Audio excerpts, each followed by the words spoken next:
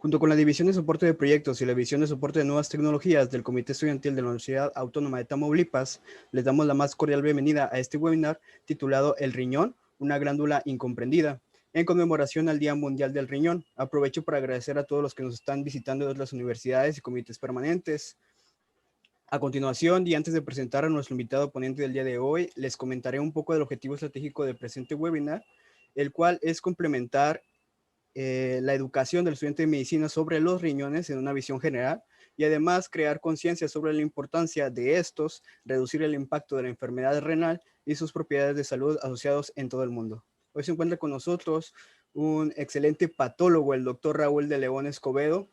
Él es médico cirujano por la Facultad de Medicina de Tampico de la UAT, especialidad en anatomía patológica por la UNAM y el Centro Médico Nacional Siglo XXI del IMSS, maestría en investigación clínica por la Facultad de Medicina de la UAM, jefe de investigación y estudios de posgrado de la Facultad de Medicina de la UAT. Y más que nada agradecerle mucho, infinitamente, doctor, por aceptar esta invitación cuando usted guste. Gracias, Jair, muy amable. Quiero hacer un reconocimiento a ustedes que me sorprendieron, porque cuando Meli me invitó, yo pensé que se trataba de un error, porque se trataba de un día festivo y son días en los que normalmente no hay actividad. Cuando ella me confirmó que en este día de descanso querían aprender, pues eso reconfortó enormemente mi corazón y de inmediato dije, sí, ahí voy a estar. Yo los felicito porque en vez de estar de obogonios dedicados a otra actividad, han decidido aprovechar el tiempo para aprender. Y eso es algo muy loable. Además, viniendo de los estudiantes, que no sea una actividad por obligación, sino porque desean ustedes adquirir un cierto conocimiento. Bien, pues me dijeron que querían aprender algo de riñón y de inmediato me acordé yo que el riñón es una glándula, aunque hay muchos que no la reconocen como tal. Entonces dije, vamos a hablar de una glándula incomprendida, casi con una inmunosupresión. Entonces, dame la que sigue, por favor. Quiero proponerles a lo largo de esta charla un recorrido por los conceptos básicos que tiene nuestro riñón, que ya dije que es una glándula y que seguramente los estudiantes sabrán que todas las glándulas están hechas de tejido epitelial. Empezando por la más grande de ellas, que es el hígado, más de 1 kilogramo de glándula, y el pobre riñón pues queda desplazado a un segundo lugar con sus 130 gramitos que pesa. Esta es la agenda que yo les propongo para esta tarde, una pequeña exploración de conocimientos previos, o sea, un checklist, a ver cómo andamos. Luego entrar en materia con conceptos relacionados con la anatomía y la fisiología renal, nociones elementales, y luego ya nos metemos al microscopio a darnos una divertida enorme con la arquitectura histológica del riñón, cómo se ve el riñón por dentro en el microscopio. Y al final, pues nos vamos a la clínica, que la clínica, aprovecho para decir, es lo más importante en la medicina.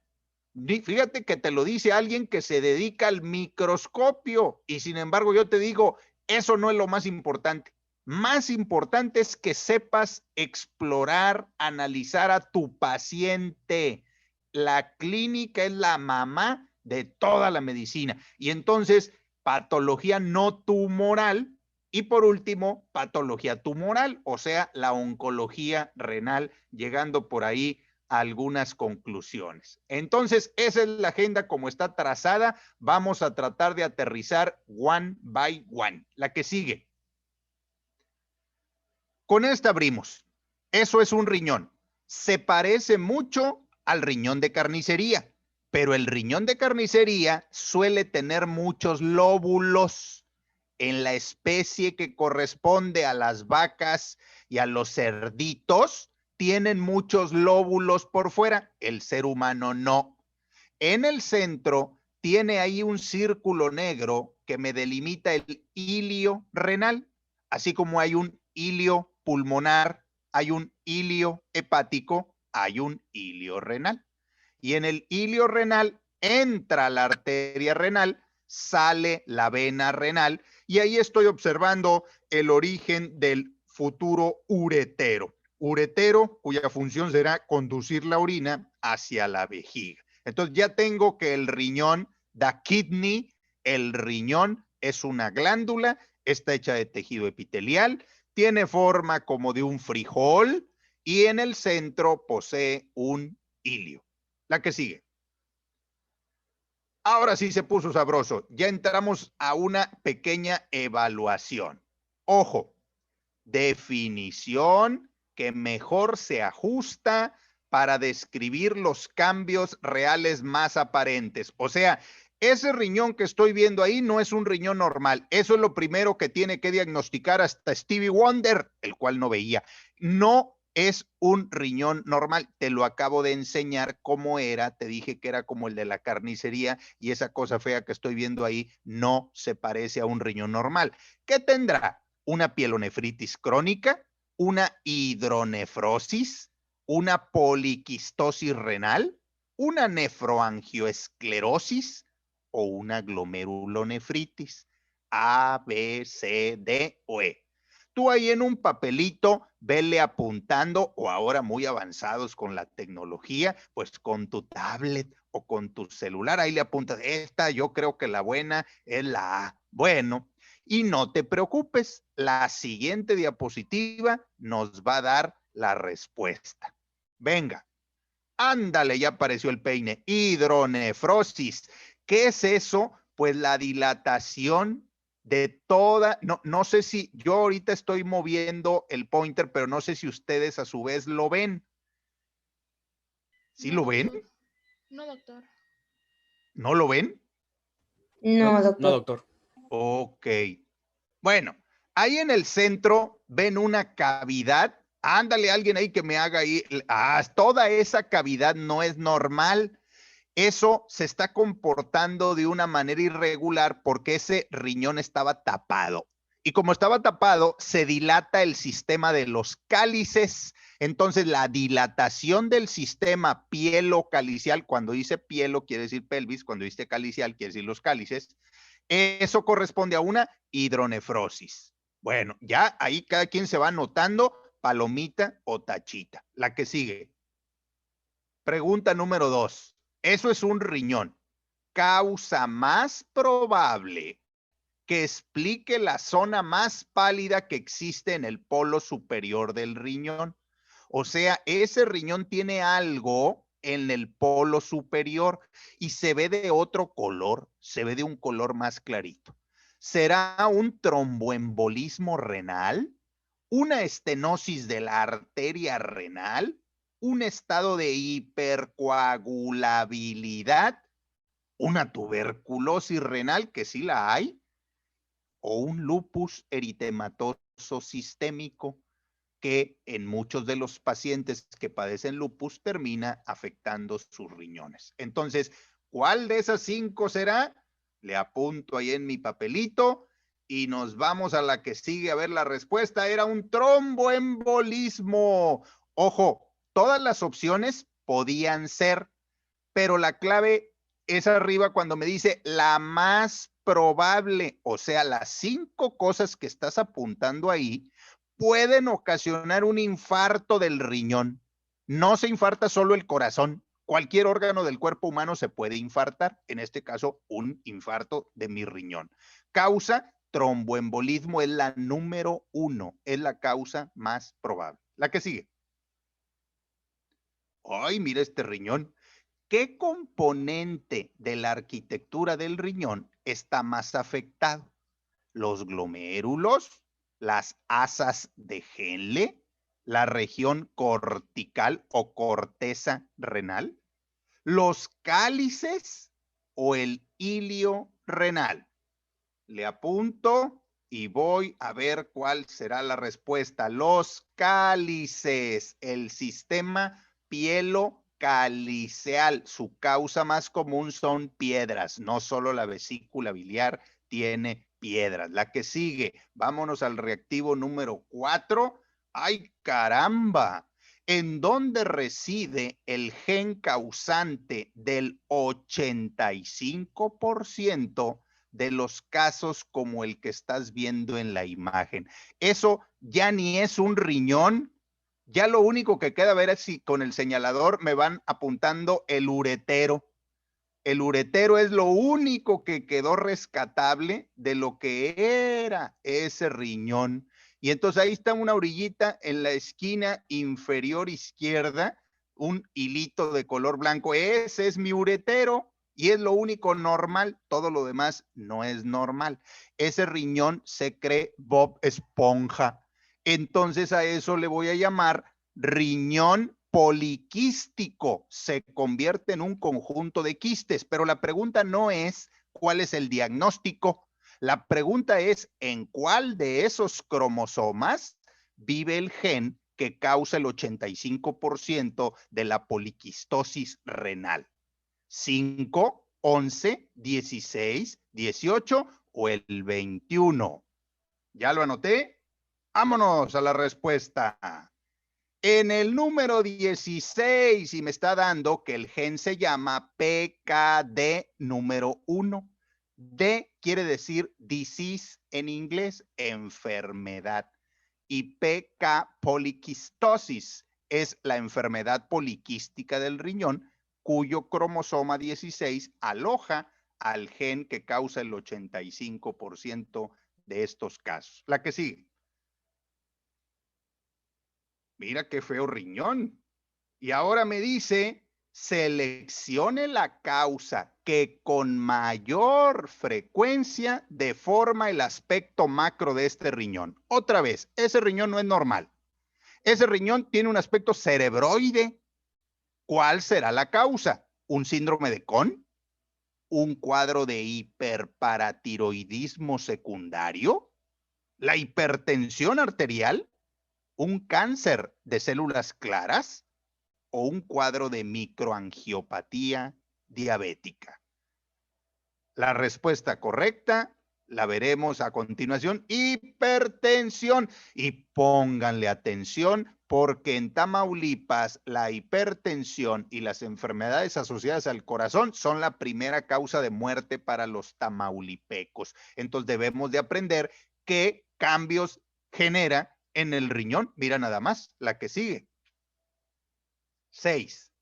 ¿De qué material están hechos los litos que ocluyen este riñón? A ver si con el señalador vamos viendo la forma que tienen estos litos. Algunos adoptan forma de coral, otros de cuernos de venado o cuernos de ciervo. Pero ahora me están preguntando de qué están hechos. ¿De calcio? ¿De colesterol? ¿De ácido úrico? ¿De cistina o de estrubita?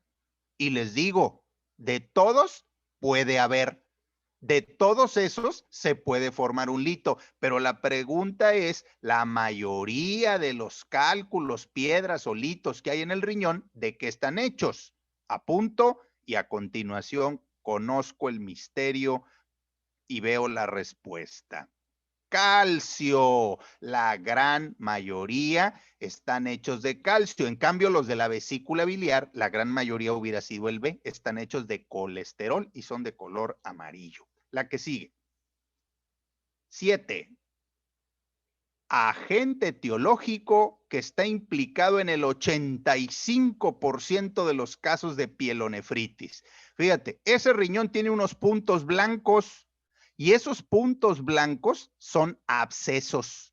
Esos abscesos son consecuencia de algún agente. La E. coli, el Staph aureus, la Klebsiella, un caso de Pseudomonas aeruginosa o bien Mycobacterium tuberculosis. Todos causan daño al riñón.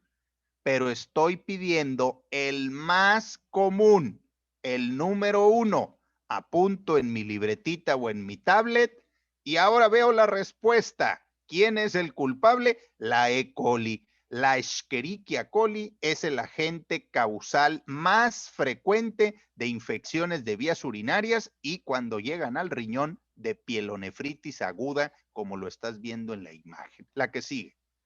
Entonces ya estoy viendo cuándo es normal, cuándo no es normal un riñón. ¿Qué región de la anatomía del riñón está más afectada en este paciente con diabetes de más de 30 años de evolución? ¿Las columnas de Bertain? ¿Los corpúsculos de Malpighi?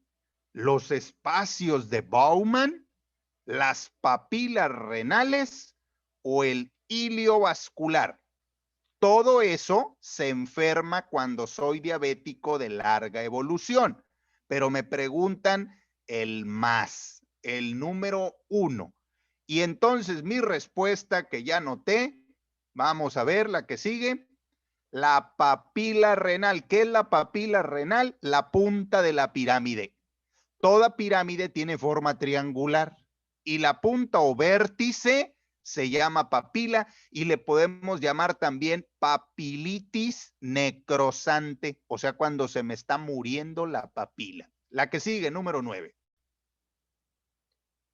Si hubiera alguien que no está de acuerdo o que tiene alguna otra posibilidad, con todo gusto me puede interrumpir y lo platicamos. No hay ningún problema con poderles contestar alguna duda.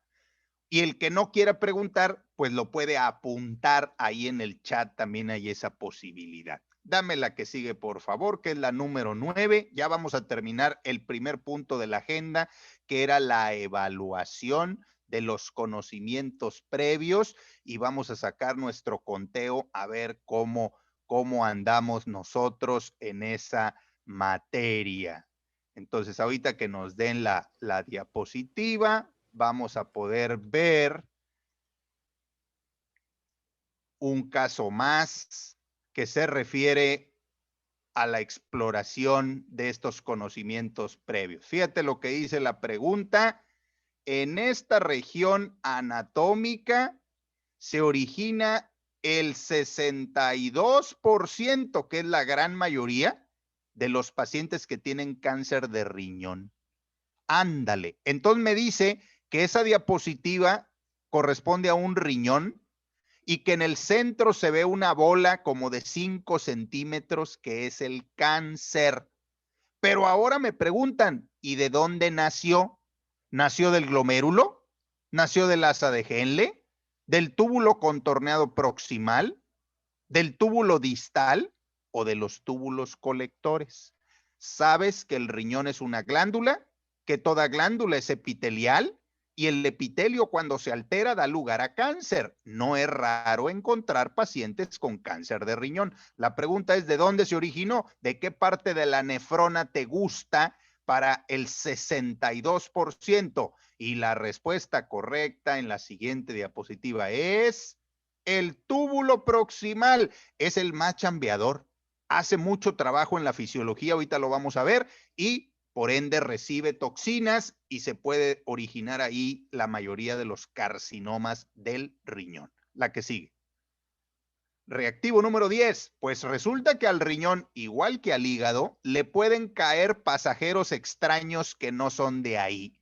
Cuando llega alguien que no es de ahí, a eso le llamamos metástasis. Viene de algún otro lugar, pero se bajó a vivir en el riñón. ¿De dónde será la mayoría de las metástasis que deciden ir a vivir al riñón? ¿Un melanoma maligno? ¿Un cáncer de vejiga? ¿Las mujeres que tienen cáncer de mama? ¿Un cáncer de hígado o hepatocarcinoma? ¿O el cáncer de pulmón? Ojo, los 5 tumores que te apunto ahí dan hijitos al riñón, pero quiero saber cuál es el número 1, el que con mayor frecuencia decide irle a dar lata al riñón. Y en la siguiente diapositiva tenemos la respuesta, el cáncer de pulmón. Fíjate Eso es venganza, porque cuando el paciente tiene cáncer de riñón, le envía sus hijitos al pulmón. O sea, un paciente con un tumor primario de riñón manda metástasis al pulmón. Pues para que no se ande, cuando yo tengo cáncer de pulmón, también le voy a mandar mis hijitos a que le vayan a dar lata al riñón. ¿Cómo distingo un tumor primario de un metastásico? El primario usualmente es un solo nódulo y en cambio ahí parece calle de Guanajuato. Bueno, no vaya a haber alguien de Guanajuato escuchándonos, Jair, y ahorita nos tumban de la red, pero lo cierto es que Guanajuato es muy bonito, tiene calles empedradas y aquí, mira, parece que hay 20 o 30 nódulos al mismo tiempo. Eso no lo hace un tumor primario, pero sí un metastásico como este. La que sigue, que creo que es la última pregunta de nuestra evaluación. Ojo, la transformación granular difusa de la superficie del riñón, así como el adelgazamiento de la corteza, son consecuencia de una enfermedad. Esos riñones ya están muy lastimados. Eso se debe a la nefroesclerosis diabética, a un síndrome de Goodpasture, a un síndrome nefrítico, a una pielonefritis aguda o a una enfermedad hipertensiva. And the answer is la nefroesclerosis diabética. Pues lamentablemente la mayoría de los pacientes que terminan en hemodiálisis se lo deben a la diabetes. Es la principal causa por la que tus riñones van a dejar de funcionar de manera correcta. Es una nefropatía terminal. Bueno, la que sigue. Ahora sí. No, ¿quieres otra, Yair? Mira nada más cómo serás de perverso, les estás echando más preguntas. Bueno, venga, ¿qué vitamina está involucrada en el caso de un paciente con hiperparatiroidismo secundario de origen renal? Resulta que las paratiroides pueden tener problema primario o secundario. Hiperparatiroidismo primario es cuando el problema está en el cuello. Hiperparatiroidismo secundario es cuando está en algún otro lugar, en este caso en el riñón. Quiero que me digas cuál es la vitamina que está involucrada en este hiperparatiroidismo secundario. La vitamina A, la B, la C, la D o la E. Y me coincidió con todos mis incisos, la vitamina con el inciso. La correcta es la que sigue.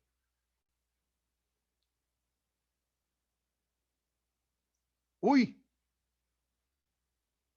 me faltó poner vitamina K, pero no me iba a quedar con mis incisos. La respuesta correcta es la D, porque la vitamina D tiene que ver con el calcio y el calcio tiene que ver con la hormona paratiroidea o paratormona.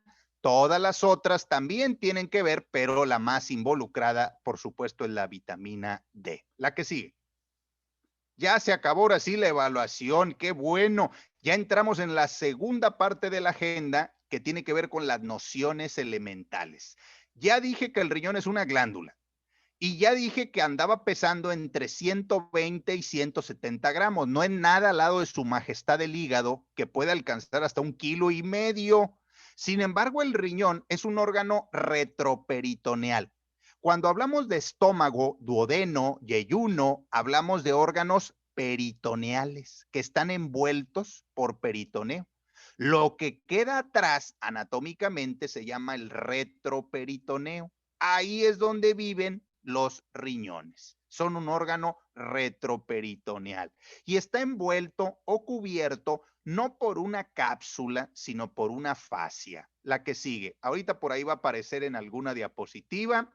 Y mira, ahí está, ese recubrimiento, ese colchón king size que trae es grasita. Algunos exageran en traer su cobijón ahí para el caso de frío. Y esa cápsula o fascia básicamente es tejido adiposo. ¿Y para qué lo tenemos ahí? Para proteger al riñón. Como cuando tú compras un artículo electrónico y viene envuelto de un plástico con burbujas, que algunos ociosos, en vez de estar estudiando el ciclo de Krebs, se la pasan tronando las burbujas del plástico. Bueno, hay cosas más importantes que tronar las burbujitas. Y se llama fascia de Gerota, que está hecha de tejido adiposo. Ahí vemos el uretero que está colgando rumbo a la vejiga. La que sigue, por favor. Aquí tenemos los riñones que tienen en el corte dos partes fundamentales. La parte periférica se llama corteza y usualmente es de un color pálido, y la parte rojita que corresponde a la médula. En términos generales, es más importante la corteza, pero es más gruesa la médula. Quiere decir que la cáscara periférica es delgadita, pero es importante porque ahí van a vivir los glomérulos. Y el glomérulo es el VIP de mi riñón. Entonces, ¿viven dónde? En la corteza. La que sigue. Aquí tenemos su majestad el microscopio. No hay ciencia más pura que la que te da el microscopio. Y a ver si alguien me puede ayudar para mostrarme un glomérulo, porque ahí tengo 11 glomérulos, pero nada más uno. El que quieran, ahí están los glomérulos redondeados de color más para arriba, más para arriba, más. Ahí está un glomérulo. Ah, ese es un glomérulo. Y ya de ahí te puedes tender para los que quieras. Ahí hay un montón de glomérulos. Si observas glomérulos, quiere decir que estás en la corteza, porque la médula es la cañería, va a ser la tubería, la que sigue. Entonces la corteza es periférica, es delgadita, y ya me topé con que la unidad anátomo-funcional del riñón se llama nefrona, y que en cada riñón, dependiendo del Homo sapiens, puede haber entre 1 millón o 1.3 millones de nefronas. Ahí te va un dato característico. El riñón es bien aguantador, no grita, no da síntomas hasta que ya se te fundió la mitad de los glomérulos. O sea, cuando perdí 100,000, ni cuenta me di. Los otros glomérulos, las otras nefronas, se encargan de compensar. Entonces, ese es un problema, porque en general nuestro pueblo no tiene una cultura preventiva de la medicina. Se espera hasta que tenga síntomas, y tal vez por eso muchos de nuestros pacientes llegan con un daño renal muy avanzado para cuando uno se acuerda. Dame la que sigue, por favor. Mira, por si alguien no sabía, ahí están los glomérulos. Ahí me los marca. Fíjate que alrededor tienen una areola blanca como yo. Dicen que los santitos tenemos una areola que nos circula ahí entre las dos fontanelas, la anterior y posterior. Bueno, ese se llama espacio de Bowman.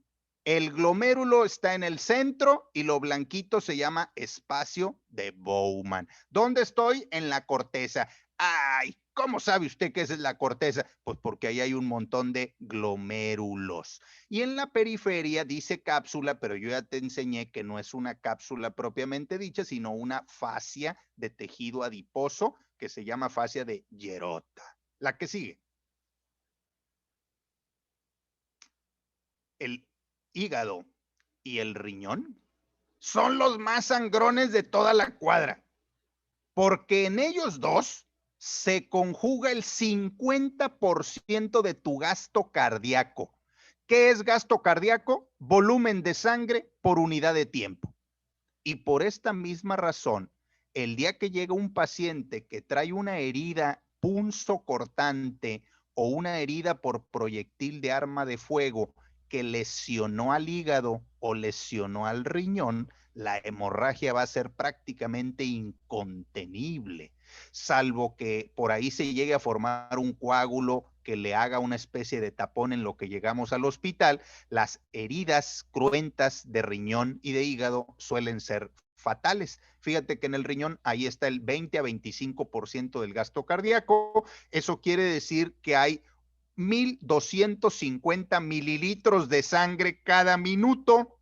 Ah, caray. Entonces, toda mi sangre pasa por los riñones cada 5 minutos. Yo no conozco un intendente o un barrendero que cada 5 minutos, yo quisiera, cuando trabajaba en el seguro, porque ahora ya me jubilé, pero cuando trabajaba en el seguro andaba detrás de los compañeros para que mantuvieran limpio el hospital. Yo les decía, es una casa de salud, ¿cómo es posible que el baño está más bonito el de la central camionera que el mío, el del hospital? Pues yo ya limpié. Le digo, mira, aprende a la nefrona limpia cada 5 minutos. Y me decía, pues contrátela a la nefrona, porque yo no, yo ya trapié y ya ni modo. Pues resulta que el riñón no se cansa. 288 veces al día limpia toda mi sangre. ¿Y eso qué representa? Casi 2,000 litros de sangre pasan por los riñones cada 24 horas y cruzan la barrera del glomérulo 180 litros. Hago pausa.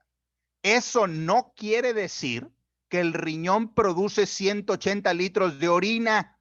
No. Lo único que dije era que llegaban 2,000 litros de sangre y que pasaban la barrera del glomérulo 180 litros, pero que eso no se llama orina.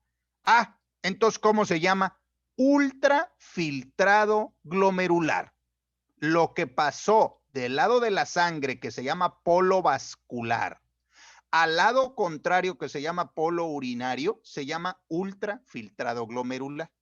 Y de estos 180 litros, fíjate nada más, 178,5 van a volver otra vez a la sangre a través de un proceso que se llama la reabsorción.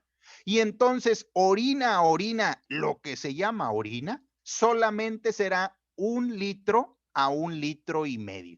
Pero para que tú saques ese litro de orina, tuvieron que pasar 2,000 litros de sangre por tus riñones 288 veces. La que sigue.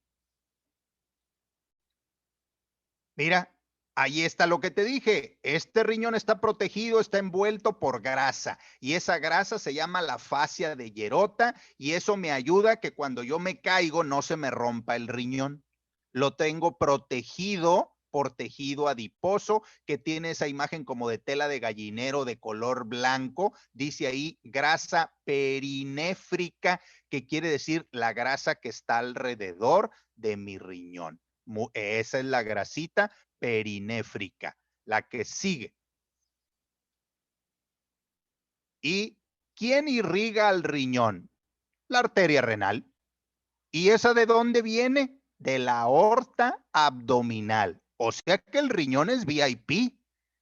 El hígado tiene que irse primero a un tronco que se llama el tronco celíaco y después vendrá una rama que se llama la arteria hepática, que es una de las 3 ramas del tronco celíaco. El riñón no. El riñón es VIP y se despacha directo de la aorta a través de esta arteria renal, que va a entrar como la flecha de color negro que está marcada en la diapositiva, en donde ingresa por el ilio, exacto, y va a llegar hasta la orilla en la corteza. ¿Por qué? Porque ahí viven los glomérulos. Entonces, todo el sistema de riego sanguíneo que entró por el ilio tiene que llegar hasta la corteza renal. La que sigue. Ese caso está muy feo, Yair, yo no sé para qué se los ponías, porque es una autopsia. El paciente se fue a Morelia, dijo, ahorita vengo, voy por Uriangato, y resulta que le dio una ateroesclerosis avanzada. Ya sentencié hace ratito que la primera causa de mortalidad en Tamaulipas tenía que ver con la hipertensión, tenía que ver con ateroesclerosis y que al final te infartas. Y esa aorta ya prácticamente no tiene nada normal, estaba llena de costras, de colesterol, y mira cómo empezaron a sufrir las pobres ilíacas, quedaron ya como zapatos viejos. Pues eso mató al paciente y obviamente los riñones que quedan en medio, pues ya no les llegaba flujo sanguíneo por esta ateroesclerosis avanzada. Hay que aclarar que eso no se hace de un día para otro, son años de malos hábitos de alimentación, de sedentarismo terrible y del pésimo hábito de fumar. El tabaquismo, hay que pagar la factura muy cara años después. La que sigue. El riñón sirve para muchas cosas, no solo para formar orina. Cierto que va a filtrar la sangre, pero también tiene que ver con el pH.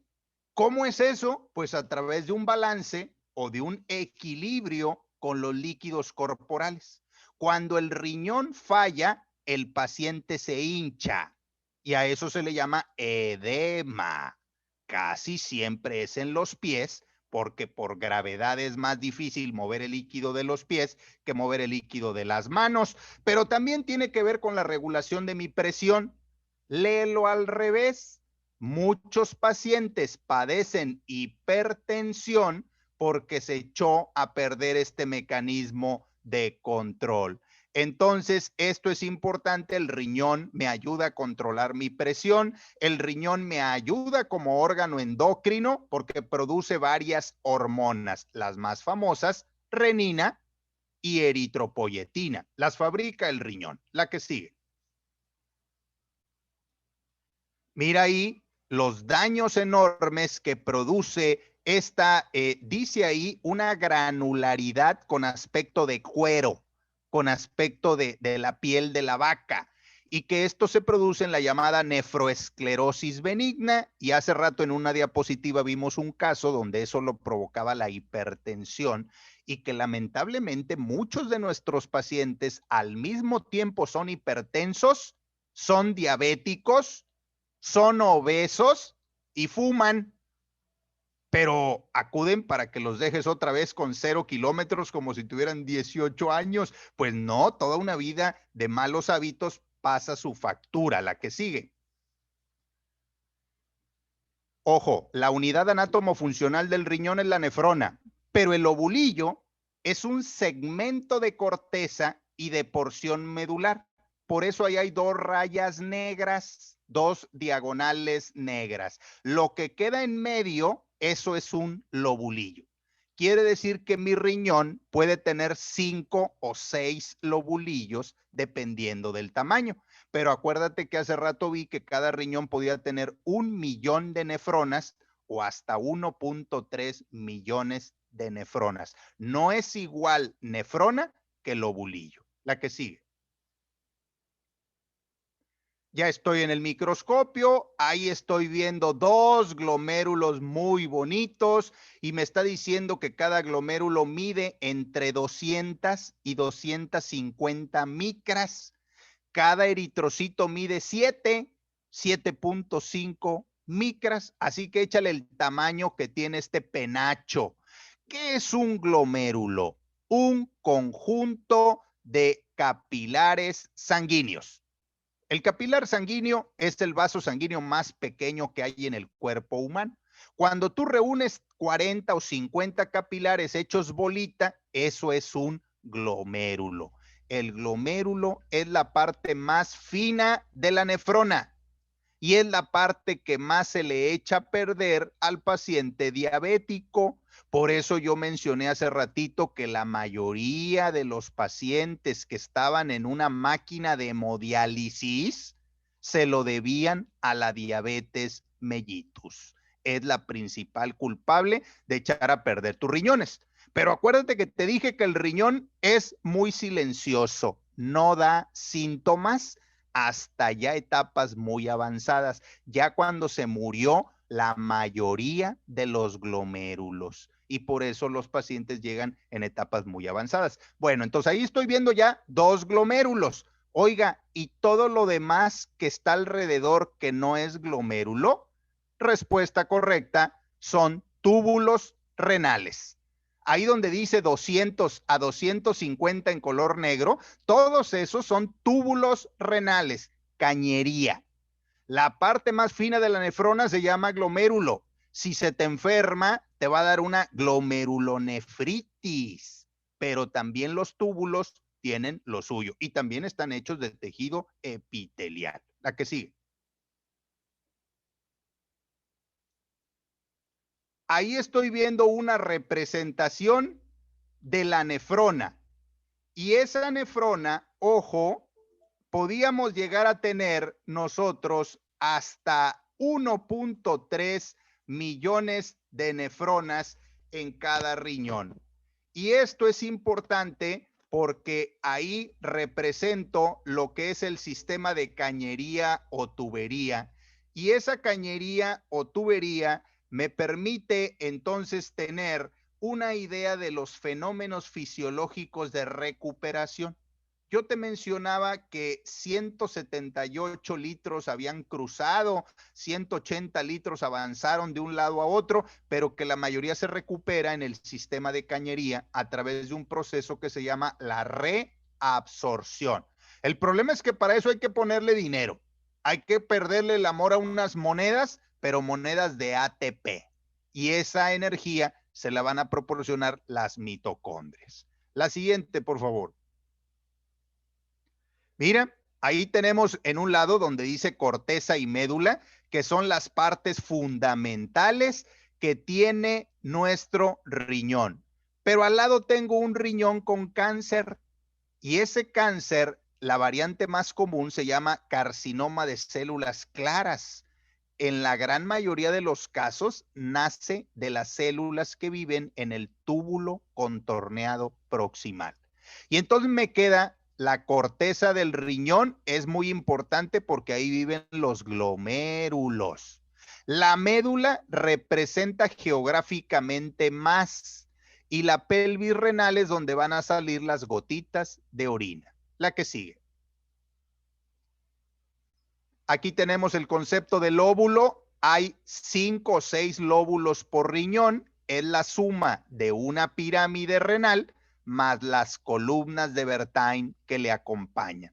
Aquí está en el centro donde dice papila, en una flecha de color rojo. Esa es la punta de la pirámide. Ahí donde está la punta de color rojo, ahí van a salir las gotitas de orina, las cuales las va a cachar el cáliz. Un cáliz es una copa, ahí es donde se van a recolectar las gotitas de orina. La que sigue. Y miren qué belleza de corte histológico. Esta es una tinción bellísima de paz y estoy viendo un glomérulo. Te dije que al glomérulo lo rodeaba un espacio de color blanco, como a los santos, una areola, que se llamaba el espacio de Bowman. Cuando el paciente está enfermo del glomérulo, desaparece ese espacio, se queda pegado. Pero al ladito veo los túbulos renales. Y los túbulos renales básicamente son dos. Uno se va a llamar proximal y el otro se va a llamar distal.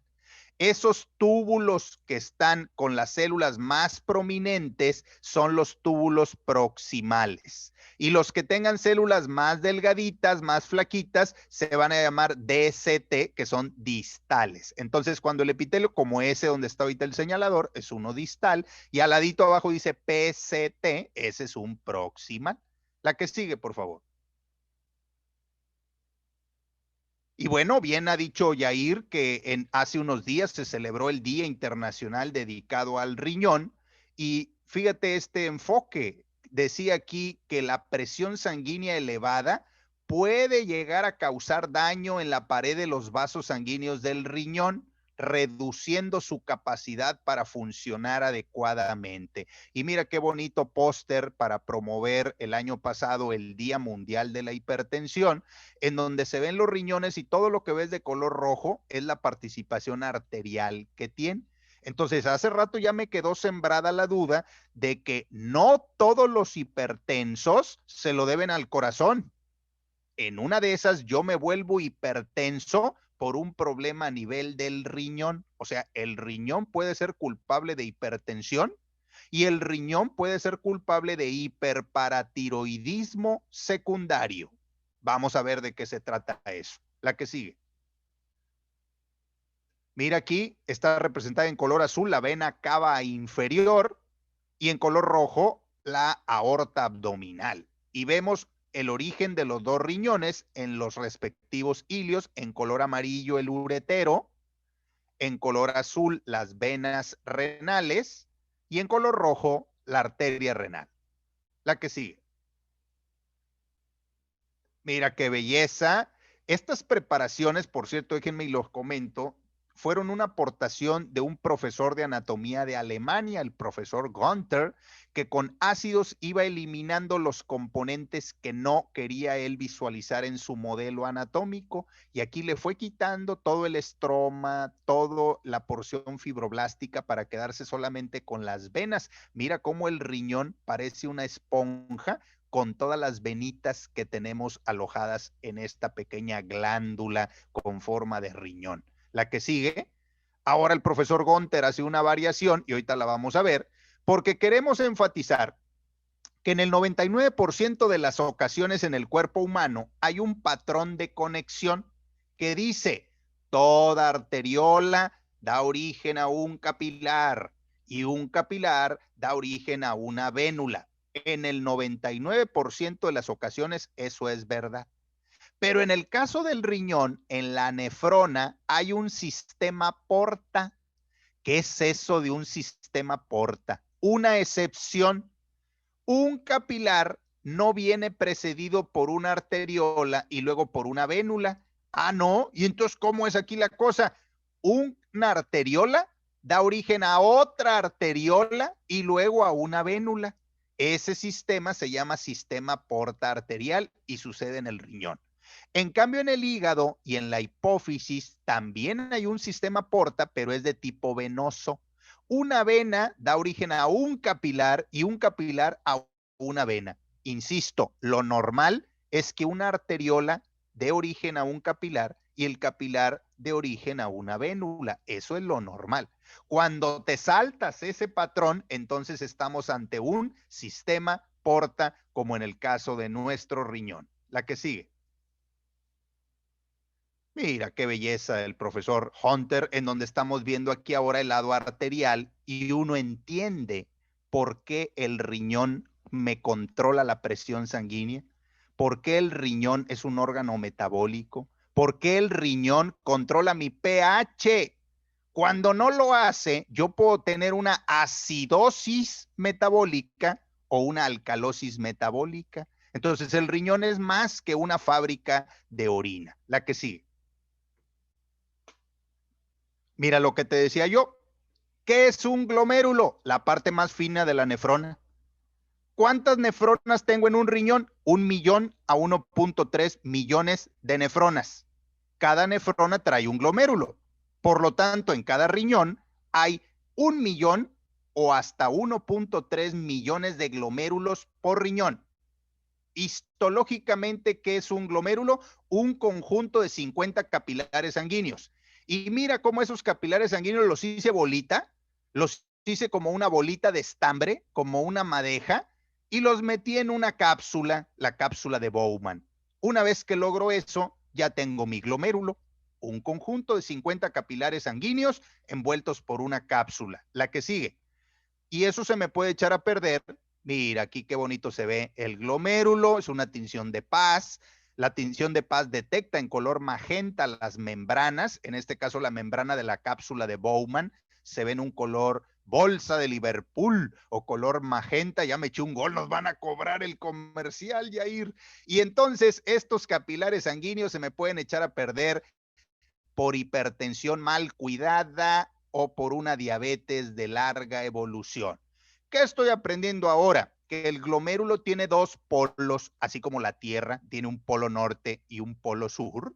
Cada glomérulo tiene un polo vascular, por donde entra la sangre, y tiene un polo urinario, que es donde pasaban 180 litros. Pero te dije, esa no se puede llamar todavía orina. Se va a llamar ultrafiltrado glomerular. ¿Cuánto? 180 litros al día. ¿Por dónde sale? Por el polo urinario que está ahí de color negro. La que sigue. Y míralo, ahí está circulado en color negro el polo urinario, porque de ahí en adelante ya no es glomérulo, esa es la frontera, the border, esa es la frontera entre lo que es glomérulo y lo que es el sistema de cañería que sigue a continuación el túbulo contorneado proximal. Y el túbulo contorneado proximal, sus células originaban en el 65% el cáncer de riñón. Pero esos túbulos proximales reabsorbían la mayor cantidad del ultrafiltrado glomerular. La que sigue. ¿Y por qué se llama eso corpúsculo de Malpighi? Pues en honor de don Marcello Malpighi, que describiera las capas de la piel. En la piel hay un estrato de Malpighi. Ve la época en la que él vivió. Incluso fue previo a los trabajos de Antoine van Leeuwenhoek, el descubridor del microscopio. Ya él tenía estas lentes de aumento, no calificaba todavía como un car size o como un microscopio electrónico, pero fue una gente que está considerada en Europa el padre de la histología, el italiano Marcello Malpighi. La que sigue. Y entonces de aquí en adelante a eso se le llamará corpúsculo de Malpighi. Mira, el sistema de la sangre del riñón es un sistema porta, porque tengo una arteriola aferente. Aferente quiere decir la que entra, y luego viene una arteriola eferente. Eferente quiere decir la que sale. Entonces aquí no hubo una vénula. Sí va a haber una vénula, pero más adelante. Este sistema de filtración glomerular, te dije que por aquí pasan casi 2,000 litros de sangre cada 24 horas. En el caso de este paciente, 1,880 litros de sangre pasaron por aquí. ¿A qué presión? Entre 50 y 60 milímetros de mercurio. Esa es la presión glomerular normal. Si tú tienes hipertensión, pues le vas subiendo a este indicador. La que sigue. Y ahí está, 120 a 125 mililitros por minuto. Este sería el flujo sanguíneo renal. La que sigue. A una presión entre 50 y 60 milímetros de mercurio. 180 litros lograron atravesar de donde estaba la sangre hacia donde va a estar la orina, pero solamente 1,5 litros a 2 es lo que finalmente va a lograr convertirse en la futura orina. Orina hasta que atraviese la papila renal. Antes es filtrado glomerular. La que sigue.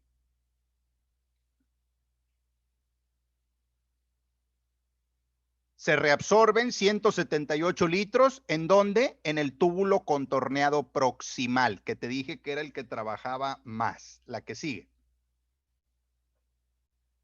Aquí tengo una tinción de hematoxilina y eosina.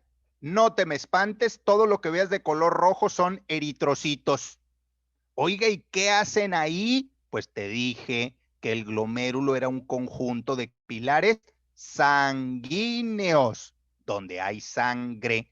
Cada espacio de color rojo es un eritrocito, y de color negro o morado están los núcleos de las células epiteliales que viven en mi glomérulo. Y el glomérulo es la parte más fina de toda mi nefrona. Oiga, ¿y qué es todo lo demás que está en la fotografía que no es glomérulo? Cañería, túbulos contorneados. La que sigue. ¡Ay, qué elegancia! Aquí le invertimos una lanita y nos gastamos unas tinciones de plata. Nitrato de plata, que en color negro se ven las fibras reticulares, y las fibras reticulares son responsables de la forma que tiene el glomérulo.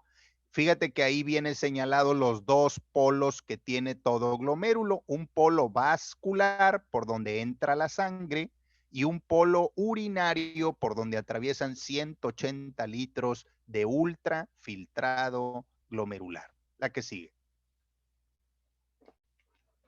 Aquí esta es otra tinción de plata, y en esta tinción de plata estoy viendo las asas capilares en color café y la membrana basal, de donde hice espacio de Bowman alrededor. La membrana de esa cápsula de Bowman se ve también de color negro porque es rica en estas fibras reticulares. También es una tinción de plata. La que sigue. Y bueno, hablábamos hace rato de la cápsula de Bowman.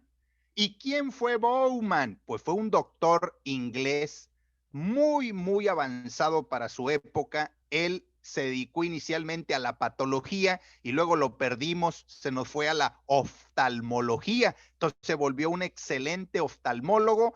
Él describe las capas de la córnea y describe también esta cápsula que envolvía a cada glomérulo. El glomérulo era un conjunto de 50 capilares sanguíneos, pero la cápsula de Bowman tenía 2 hojas, igual que la pleura, una hoja parietal y una hoja visceral. Y esta hoja parietal estaba hecha de células epiteliales aplanadas y el doctor Sir William Bowman lo describió allá en el siglo XIX. La que sigue. Y mira, aquí tenemos una foto que aunque está en blanco y negro, nos permite ver un riñón lleno de cicatrices. Un riñón que tiene una lesión de 20, 30 años y al lado el pobre glomérulo que ya se infartó como 4 veces. Cada pelota rosa grande que veas adentro del glomérulo es como el que tuvo acné y le quedó una cicatriz. Esa cicatriz que te queda ahí en el glomérulo, a eso le vamos a llamar nosotros lesión del diabético o nefropatía diabética. Acuérdate que el diabético va a terminar con neuropatía diabética, retinopatía diabética y la lesión renal que estás viendo aquí en esta foto se llama nefropatía diabética. La que sigue. Lamentablemente eso es muy común en nuestros pacientes. Y aquí tenemos una alegoría de tinciones. Tenemos la tinción de tricrómico de Masson, en donde en color azul o color verde agua estoy viendo las cicatrices de un glomérulo que ya no me sirve.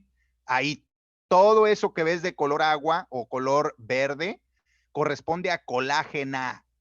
Ese glomérulo ya no sirve, pero lamentablemente no da síntomas. Hasta que se te murieron 200,000, 300,000 glomérulos, comienzo con sintomatología. Por eso los daños muy avanzados de este grupo de pacientes. La que sigue. Aquí esta es otra tinción de tricrómico de Masson y fíjate que ya prácticamente ya no existen los núcleos, se murieron. ¿Y por qué se murieron? Pues porque no les llegó suficiente oxígeno. Entonces los fenómenos de tromboembolismo como el de la fotografía de la evaluación inicial son típicos de la nefropatía diabética o insuficiencia renal crónica. La que sigue.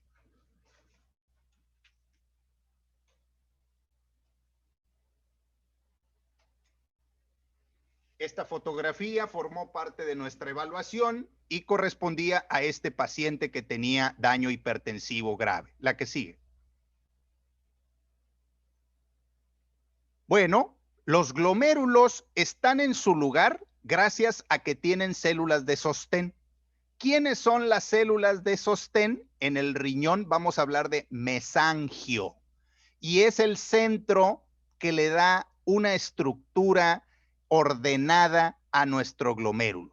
Y alrededor hay unas células fagocíticas, o sea, parientas del macrófago, que se llaman los podocitos. Podocito quiere decir célula que tiene pies o célula que emite un pie como si tuviera un pie. Exactamente. ¿Para qué? Para atrapar bacterias, para atrapar partículas extrañas que actuarían como antígeno y por lo tanto el riñón también tiene un papel inmunológico. Te dije, el riñón no solamente produce orina, te ayuda a controlar tu presión sanguínea, te ayuda a mantener el pH, actúa como un órgano endocrino fabricando hormonas y también es parte de nuestro sistema de defensa o sistema inmunológico. ¿Quién hará esa labor? El podocito. ¿Y el mesangio para qué sirve? Para dar sostén, actuar como un estroma. La que sigue. Y aquí lo tenemos. Estas son todas las funciones que tiene el mesangio. Soporte mecánico, propiedades contráctiles, produce colágena, pero fíjate al final, produce prostaglandinas y endotelinas. Esta sustancia, la prostaglandina, es responsable de la inflamación. La prostaglandina es la molécula que me produce dolor cuando yo me pego en mis rodillas con una pared. y esto es producido por esas células mesangiales. La que sigue. Mira, aquí en esta foto de tinción de paz estoy observando las asas capilares y ahí en esas asas capilares es donde tenemos los podocitos y esos podocitos te estaba comentando hace ratito que eran células fagocíticas y esas células fagocíticas eran las responsables de atrapar antígenos. ¿Para qué? Para desarrollar una respuesta inmunológica vigorosa. La que sigue. Ahora, este concepto es fundamental. ¿Cuál es ese concepto? Bueno, pues resulta que tenemos nosotros nuestro glomérulo. En color azul están las células mesangiales y ahora en color verde aparecen unas células que se llaman células yuxtaglomerulares. Y esas células yuxtaglomerulares o aparato yuxtaglomerular es muy importante porque produce hormonas. Ah, y entonces esas hormonas, ¿para qué me van a servir? Bueno, la eritropoyetina te va a servir para elevar tus glóbulos rojos. Oiga, pero si mi paciente tiene una falla en el riñón, ¿puede producir eritropoyetina normalmente? No. Por eso cuando el paciente tiene falla renal, desarrolla anemia. Y entonces una de dos, o corrijo la causa por la que no produce eritropoyetina, o bien me voy a tener que estar inyectando cada cierto tiempo eritropoyetina sintética. La que sigue, por favor. Esta otra hormona, la renina, forma parte de un eje que no me voy a detener, solamente mencionaré que la renina ayuda a controlar la presión sanguínea y que la renina se asocia con otras dos hormonas y entonces ya se formó un eje, el eje renina, angiotensina, aldosterona. Y te dije, muchos pacientes tienen hipertensión. ¿Cómo le puedo ayudar a los pacientes hipertensos? Pues dándole un medicamento que inhiba este eje. Uno de los más famosos es el captopril o la capotena, que inhibe este eje renina, angiotensina, aldosterona. Otro muy famoso es el losartán, que también tiene esa capacidad como antihipertensivo y que actúa a este nivel. La que sigue. Aquí tenemos esta foto con tinción de hematoxilina y eosina. En el centro veo un glomérulo. Acuérdate, los glomérulos viven en la corteza, no en la médula. ¿De qué está envuelto mi glomérulo? De una cápsula de Bowman, en honor del doctor William Bowman, oftalmólogo. ¿Cómo no se caen de su lugar? Pues porque están agarrados por una célula que se llama mesangial, que es el estroma. Pero ahora en un color verde ligerito hay un óvalo que está rodeando a una región que se llama la mácula densa. Mácula quiere decir mancha. Cuando alguien como yo no tiene mancha, pues es inmaculado. Pero cuando sí tiene mucha mancha, pues entonces tiene una mácula. En el ojo hay una región que se llama la mácula ocular. Y aquí en el riñón, la mácula densa tiene que ver con la producción hormonal. Acuérdate que el riñón actúa como una glándula endocrina. La que sigue. Y mira lo que te decía, ahí tengo estas células yuxtaglomerulares. La palabra yuxta quiere decir pegado o al lado de. Entonces tengo el glomérulo y el que está al lado es yuxtaglomerular. Y fíjate que te dije que el sistema de riego sanguíneo del riñón era una excepción. No seguía el patrón arteriola, capilar, vénula, arteriola, capilar, vénula. No, una arteriola y luego otra arteriola.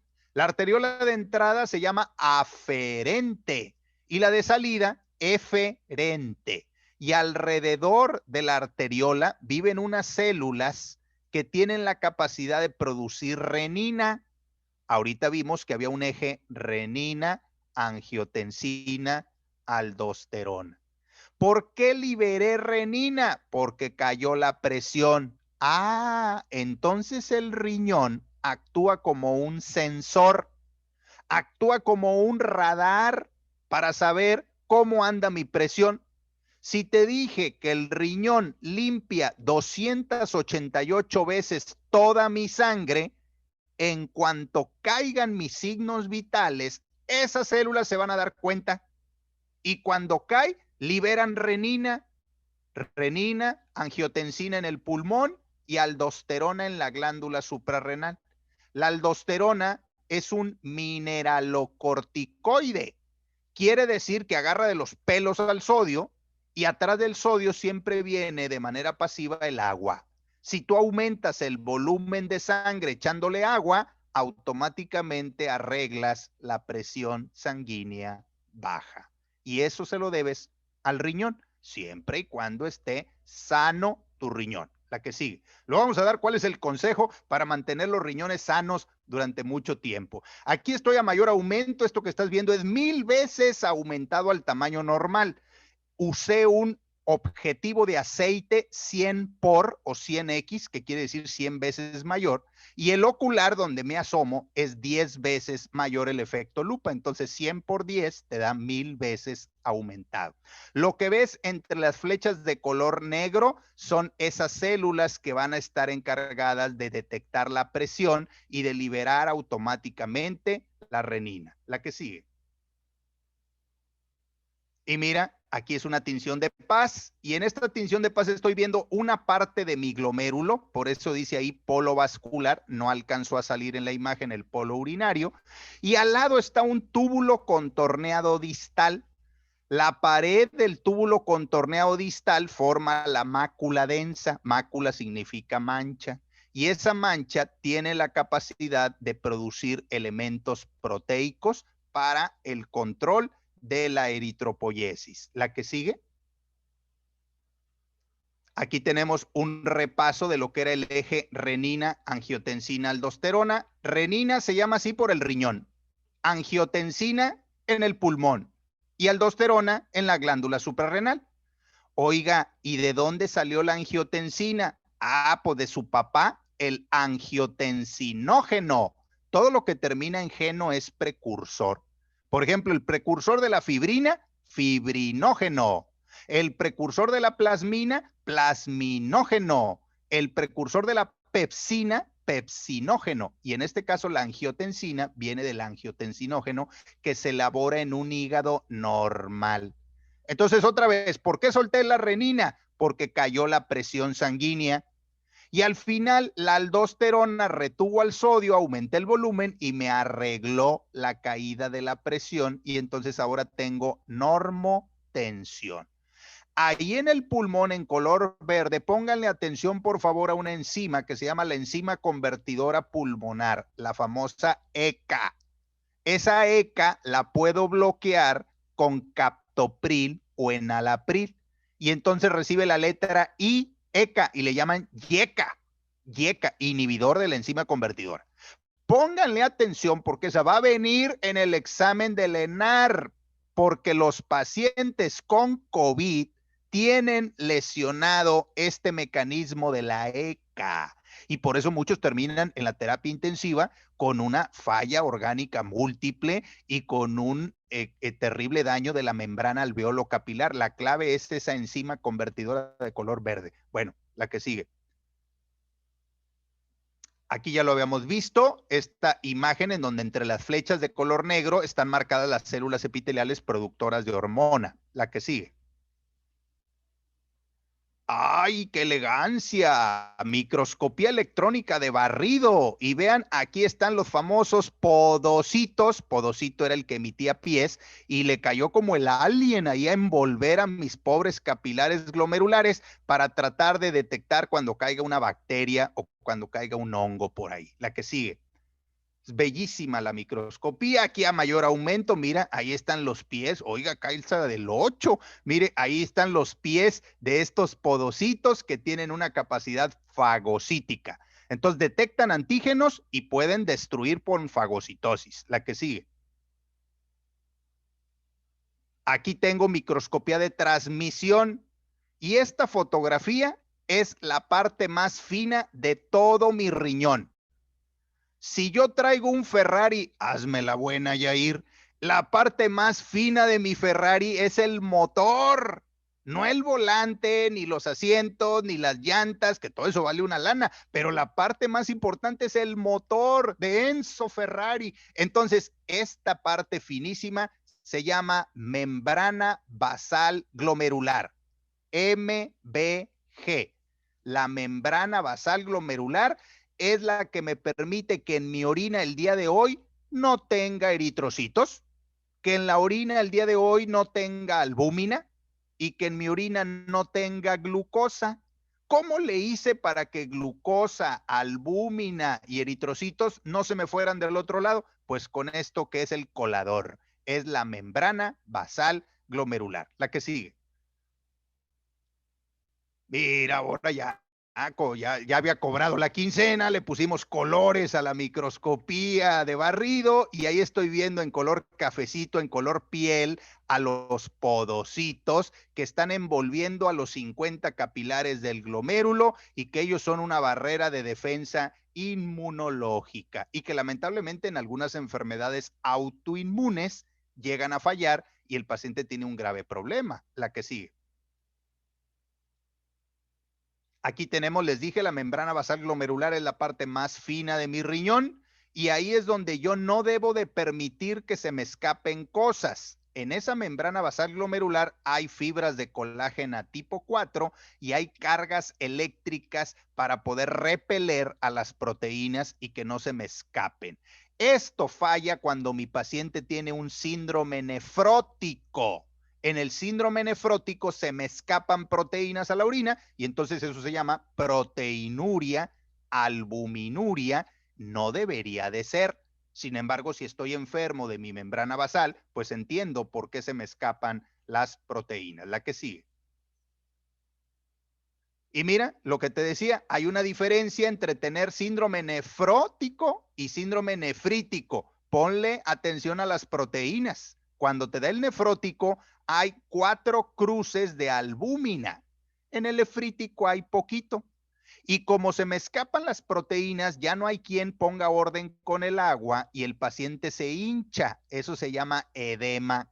4 cruces de edema y en cambio en el nefrítico solo 2. La que sigue.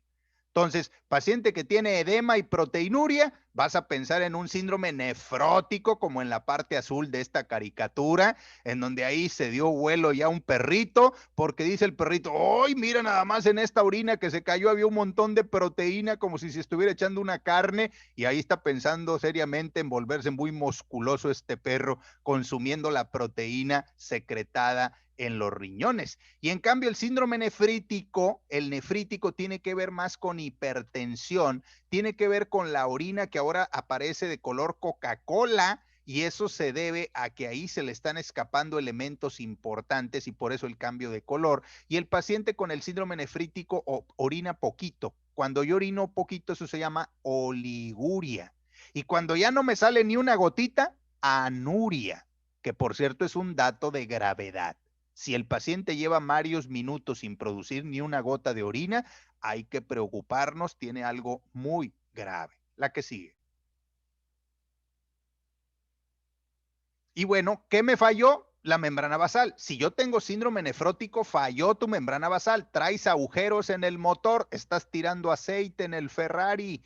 Y ahí, aparte de colágeno tipo 4, también está fibronectina, laminina, podocalixina, que son proteínas de la membrana basal. Te decía que hay enfermedades autoinmunes que están asociadas. Hay enfermedades por hipersensibilidad como el síndrome de Goodpasture, en donde todo tu riñón termina con hemorragias masivas y eso se debe a que se rompe la membrana basal. O como el síndrome de Alport, que está asociado al cromosoma X, acuérdate que los niños somos 46XY y las niñas 46XX. Ahí en ese cromosoma X, que es el par 23, ahí radica la clave de este síndrome. La que sigue. Sin querer hemos ido combinando los conceptos del riñón en el microscopio con los conceptos de la patología no tumoral. Entonces ya estamos avanzando prácticamente hacia la parte final de la charla. Aquí hay una microscopía electrónica de transmisión en donde observamos los daños de la membrana basal para que nos quede muy claro que esa es la parte más fina de toda mi nefrona. ¿La que sigue? Hay más pacientes con síndrome nefrótico que con síndrome de Alport, y esta es la microscopía de barrido, en donde destaco el papel de los podocitos como célula protectora de todo mi glomérulo. ¿La que sigue? Esta imagen es fundamental, en donde estamos viendo los glóbulos rojos o eritrocitos dentro de capilares. Alrededor de los capilares, los podocitos que emiten falsos pies, parece un caterpillar, una oruga. Y estoy viendo los dos túbulos, el túbulo proximal y el túbulo distal. Oiga, ¿cómo voy a distinguir Chana de Juana? Bien fácil. Si el túbulo tiene un pelito como si fueran flecos, son microvellosidades y eso hace que yo diga que es proximal. Si el otro túbulo anda coco, no trae fleco, no trae pelito, ese es túbulo distal. Entonces ahí tengo un glomérulo y en un extremo tengo el túbulo distal que no tiene microvellosidades y en el otro túbulo, que es en el polo urinario, ese es el polo proximal, en donde tengo células epiteliales que tienen microvellosidades. La que sigue. Y aquí están ahora con microscopio electrónico de transmisión. Cada uno de los túbulos tiene nombre. Las células más grandotas son las del túbulo proximal. Tienen más mitocondrias, hacen más trabajo y dan más cáncer. 65% de los pacientes con cáncer de riñón nace de las células del epitelio proximal. La que sigue. Aquí están en una tinción de hematoxilina y eosina, la mayoría son túbulos proximales y lo que está dentro es el sedimento urinario, el futuro elemento de nuestra orina. La que sigue. Aquí hay 3 cortes histológicos, los 3 tienen que ver con los túbulos contorneados proximales y vuelvo a insistir que en ellos regresan más de 150 litros. Acuérdate que habían atravesado 180 litros. Al final me tengo que quedar solamente con 1 litro de orina. La gran mayoría de esos litros se recuperan en el túbulo proximal. La que sigue. Para que eso lo logre, necesito tener muchas mitocondrias. Mira aquí cómo se observan las células del epitelio proximal. Ahí está el fleco del que te hablaba, ese flequito, ese corte de pelo tipo militar, son las microvellosidades que actúan como una toalla para poder reabsorber líquido. La que sigue. Aquí hay anticuerpos antimitocondriales en color rojo. ¿Y eso para qué sirve? Para demostrarte la abundancia de mitocondrias en el citoplasma de las células epiteliales. La que sigue. Y aquí lo que te platicaba, a nivel de las microvellosidades se lleva a cabo la reabsorción. ¿Reabsorción de qué? De agua y de electrolitos, pero también de proteínas. No debo de dejar que se escapen las proteínas ni que se escape la glucosa, que es un carbohidrato. En el paciente diabético se altera este mecanismo y por eso el paciente diabético tiene glucosuria. De hecho, es lo que le da nombre a la enfermedad. Diabetes mellitus quiere decir el que orina como un río de miel. Y eso de la miel era el azúcar presente en la glucosa que secretaban estas células. La que sigue. Aquí una foto de microscopio electrónico del túbulo proximal, donde dice la letra M, son mitocondrias, que son las baterías que permiten mantener la aspiradora para reabsorber agua y electrolitos. La que sigue. Aquí una diferencia entre los 3 distintos tipos de célula epitelial. Observa que la primera es la más trabajadora, es la que tiene más mitocondrias y sus vellosidades son las más alargadas. A medida que me voy acercando al asa de Henle, disminuyen. La que sigue. En el asa de Henle ya no tengo tantas mitocondrias. Decía que hay distintos tipos de nefrona y hay distintos tipos de asa de Henle. Asa de Henle corta o asa de Henle larga. Ahí estoy ubicando en la orilla la corteza, en la corteza hay glomérulos, y en cambio en las asas de color blanco están representadas las asas de Henle, ya estoy en la porción medular. La que sigue. Esta es una foto de microscopio electrónico. En el extremo inferior izquierdo tengo glóbulos rojos en color negro. Son glóbulos rojos de los capilares sanguíneos. Y en el extremo contrario, las células epiteliales con su epitelio que tiene microvellosidades o que tiene fleco. La que sigue. Aquí en esta fotografía ya no hay glomérulos, todo es cañería, por lo tanto ese es un corte de la médula renal. En la corteza había glomérulos y en la médula túbulos renales. La que sigue. Ahí están señalados ahora la diferencia entre lo que es el asa de Henle y los túbulos colectores. ¿Cuál es la diferencia? La calidad de la orina. La calidad de la orina la voy a conseguir en el asa de Henle a través de un mecanismo que se llamará mecanismo de contracorriente. Y ahí se decide si voy a tener una orina muy aguada, muy diluida, o por el contrario, una orina muy concentrada. La que sigue. Aquí está la diferencia en las dos. En las dos hay células epiteliales, pero la diferencia tiene que ver con la composición de la orina. ¿Qué quiere decir? Que la orina no solamente es agua, que también tiene que ver con una concentración de sodio, potasio, cloro y sobre todo hidrógeno para poder acidificar la orina. Y esa acidificación es un mecanismo de protección contra la proliferación de bacterias. La que sigue. Y ahí tenemos al famoso doctor Henle, que hizo muchas cosas, don Jacobo Henle, describe corpúsculos a nivel de la córnea, describe la ampolla de Henle, que es una de las 3 porciones que tiene la salpinge, aparte de la fimbria, la capa de Henle en el pelo, en los folículos pilosos, el asa de Henle en el riñón, la membrana de Henle en la coroides, e incluso una capa que envuelve a los nervios que se llama también la capa de Henle. Entonces hizo muchas cosas don Jacobo. La que sigue. Aquí una foto del trabajo que hace la orina. Esos números tienen que ver con la concentración y se llama eso osmolaridad. La orina diluida o la orina concentrada. ¿En dónde? En la cuerda con la que saltas tú, que se llama asa de Henle. La que sigue. Aquí todas esas partes redondeadas son los elementos. Ya la célula epitelial no es tan prominente como en el túbulo proximal, no tiene fleco, no tiene microvellosidades, son fenómenos de movimiento iónico. ¿Para qué? Para concentrar la orina y acidificar la orina. ¿La que sigue?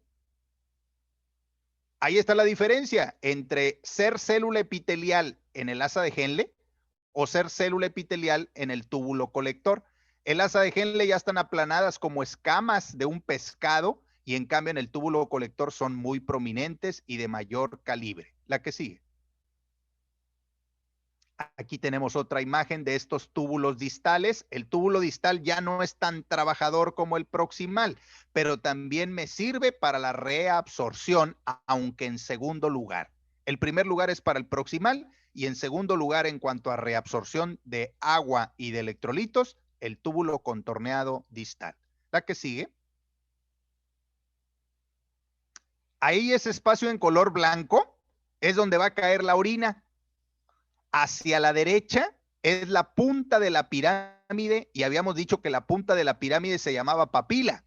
Al principio vimos un paciente diabético que se le estaban muriendo las papilas y la respuesta era la papila se necrosa cuando tienes diabetes. Y del otro lado enfrente está el cáliz. Observa la diferencia entre el epitelio que hay en el cáliz y el epitelio de los túbulos del asa de Henle. En la parte en la que voy a cachar la orina, ya forma parte del sistema pielocalicial, ya vamos hacia el final con la salida de la orina. La que sigue. Y mira, ahí lo tenemos bien definido. ¿Qué es la papila renal? La punta de la pirámide. Pirámide de Malpighi, en honor de don Marcello Malpighi. Y lo que va a cachar se llama cáliz y ese cáliz va a tener un tipo de epitelio distinto. La que sigue. esa zona que vimos de la papila renal, que aquí la estamos viendo otra vez, ahí está la papila como si fuera un candil que estuviera colgando del techo. Esa papila se llega a morir cuando un paciente tiene estado de choque. Cuando el paciente tiene choque hipovolémico, esta zona se muere y entonces le llamamos papilitis necrosante. ¿La que sigue? Ahí tenemos al paciente diabético que le dio esa papilitis en color blanco. Está de color blanco porque ya se murió, ya no tiene sangre, ya hubo una hipoxia de muchas horas y se murió. Obviamente el paciente no producía orina, tenía anuria. ¿La que sigue? Y mira lo que sucede en ese paciente chocado. Acuérdate que el choque hipovolémico es hipoperfusión. No puedo mantener los 5 litros por minuto que era mi gasto cardíaco. ¿Por qué? Pues porque me dieron una cuchillada o porque tengo yo una falla orgánica múltiple. Entonces los riñones también se me pueden morir debido al estado de choque. ¿Cuál es la parte más vulnerable? Las papilas de las pirámides. ¿La que sigue? Y los túbulos colectores es la parte final de la nefrona, muy importante porque en esos túbulos colectores actuará una hormona que se llama la hormona antidiurética. ¿La que sigue? Esa hormona se suele activar cuando hace mucho frío y entonces lo que hace es retener agua. Entonces cuando hace mucho frío, orino poquito. Y entonces concentro mi orina porque ahí en esas células epiteliales hay receptores específicos. ¿La que sigue? Ahí ya la vimos, la papila renal, que era una zona delicada para la hipoxia. La siguiente. Lo del riñón poliquístico, en donde yo tenía un defecto en el cromosoma número 16. En el 85% el gen era PKD número 1. Y ahora este riñón hasta piedras tiene. Ahí las que ves de color medio verde o medio café son piedras. Ese riñón no sirve y entonces la cirugía fue una nefrectomía, la extirpación quirúrgica de un riñón que no servía. La que sigue. Aquí hay otro caso de enfermedad poliquística renal. Si es mujer, habría que revisar los ovarios, si hay una asociación o no con una enfermedad poliquística ovárica. ¿La que sigue? Otro caso de enfermedad poliquística, en este caso fue bilateral y obviamente mucho más grave. ¿La que sigue? Y bueno, llegamos al final con la lesión de Kim Steele-Wilson. La lesión de Kim Steele-Wilson es típica de los pacientes diabéticos. ¿Quién fue el doctor Kim Steele? Aquí lo vemos, era un profesor de patología, la que sigue. Y este profesor se dedicó a estudiar lo que pasaba en los glomérulos y vio que se echaban a perder los vasos sanguíneos, especialmente los de pequeño calibre, que eran capilares. La que sigue documentó que conforme pasaban más años de diabetes, comenzaba a haber un daño superior en los glomérulos. Aquí están señalados las flechas de color negro. Esos túbulos dejan de funcionar. La que sigue. El doctor Kim Steele era de origen alemán. Aquí está reconocido. Lamentablemente le tocó la Segunda Guerra Mundial.